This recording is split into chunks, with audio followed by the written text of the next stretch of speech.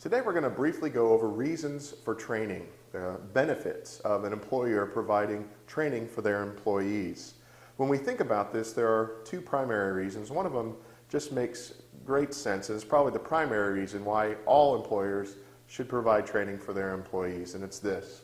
Employees who have received training are less likely to make errors and have or cause accidents. Employees who receive training are statistically much less likely to make mistakes and therefore to cause or have accidents. This is critical. You lose time, you lose money when employees are injured, when there is an accident that maybe shuts down that department or that area. All of this just makes sense. The time and the money invested in training more than pays for itself in the reduction of errors and therefore accidents. So it just makes sense. Employers should train their employees. However, that's not the only reason. Just because something makes sense doesn't mean that people do it.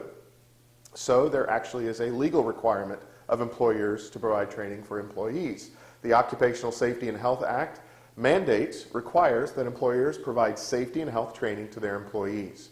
Now, depending on the area or the type of industry, those health and safety regulations would differ, but the basic idea is this. The Occupational Safety and Health Act requires employers to train employees in the use of personal protective equipment.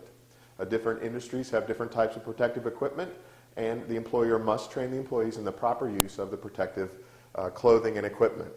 They must train them in regard to safety protocols, how to work in the environment in a safe manner, and what to do in case of emergencies, where the shutoff valves are, where the fire equipment is. All of these sorts of things are required in training.